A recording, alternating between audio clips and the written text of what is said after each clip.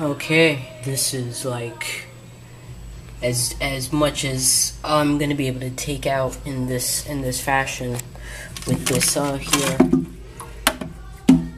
dustbin thing. Hey, can you hear that? You hear that ghetto shit? It's my fucking neighbors.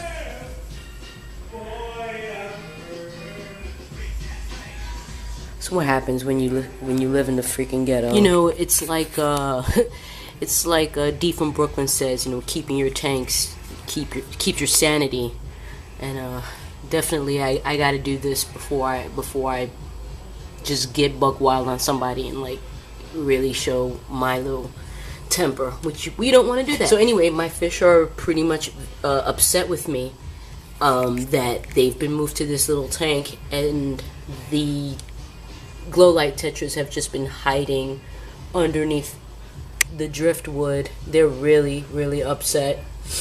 I'm sure this is very stressful for them being so low to the ground. The cats wander close to the tank, but everything's like really solidly built. It's locked in, so there's no danger of them getting you know, eaten by the cats, but it's still a very stressful situation for them.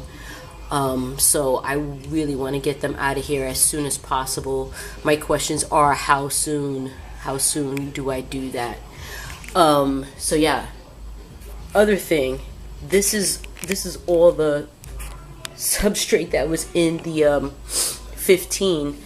This thing is like crazy heavy. This is all the gravel, all the dirt, and it's like probably, holy Jesus, I don't know, this feels like it's like 30 pounds.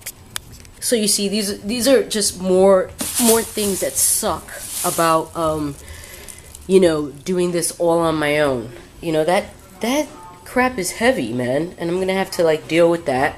I gotta deal with this tank, and even though there's like next to nothing in there, I've gotta freaking move this on my own as well, and then move that up there.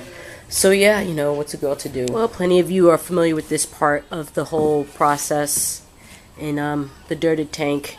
Your organic choice potting mix with no additives, your strainer, your bucket, and you strain the soil so that way you remove all the big chunky stuff and dump all that out, all the big pieces of wood and such. So anyway, what you want is a nice fine sandy, or whatever you want to call it, soil.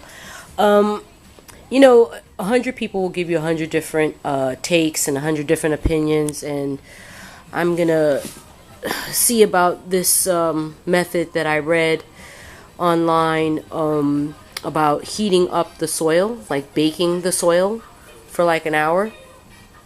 So I'm gonna try that. They say it kills little parasites and such that may be in the dirt. So we know the first time I tried the planted tank, I had the planaria, the little detritus worms. I had a little bit of a worm problem.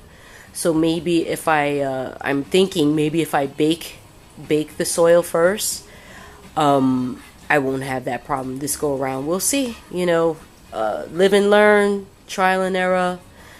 You know how that goes. So wish me luck.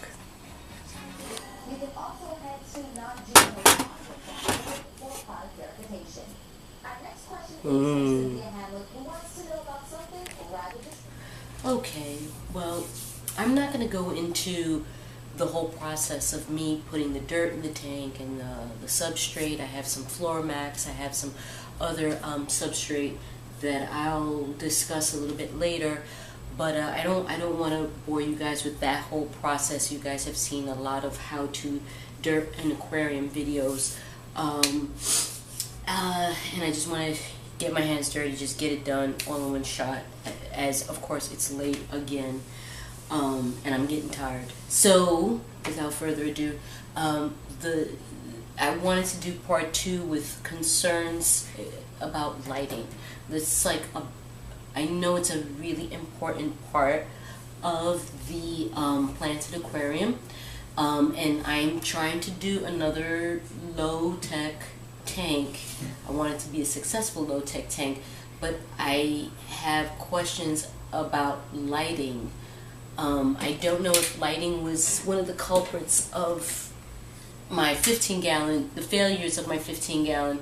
And I don't want to like just keep on talking about like how bad the 15-gallon was, because there were definitely a lot of good moments too. But I have this Aqueon dual T5 normal output lamp, and there's two bulbs here, obviously dual fixture, and it has one Color Max T5 14 watt, one 6700K 14 watt bulb. So these are the bulbs that are in here. This is a 24-inch fixture. My 15-gallon was 12.5 inches high. This one's 16.5 inches high. So of course I have concerns as to whether or not this is going to be enough light or proper lighting or whatever for this type of tank. And I've seen so many different setups in low-tech tanks, and I'm still confused and I don't know what's good. So of course I'm asking for help, and of course I'm going to be asking for a lot of help, and I'm asking a lot of questions as I go along this time around. So I have this fixture. It needs replacement bulbs because these bulbs have not been replaced. Since March of 2013, and we're in January 2014, so that might be overdue. So the other thing I've been thinking of is I have two of these, which are these clip-on lamp things. So I've seen people do that as well, and I do have CFL bulbs. So I don't know if this would be a better alternative, like CFL as opposed to T5s. I have these. These are it says daylight compact fluorescent, 75 watt equivalent, 1100 lumens. So Different 7, that's my homie Different 7, who was doing some studies on light, and you might know something. If you're watching, please like shed some light on the light. And when I look on the base of these CFLs, it does say it says 5000K. So I don't know. That's the big question. It took me so long to get to this. The big question. T5 normal output, 14 watts a bulb, or these CFLs, which are confusing.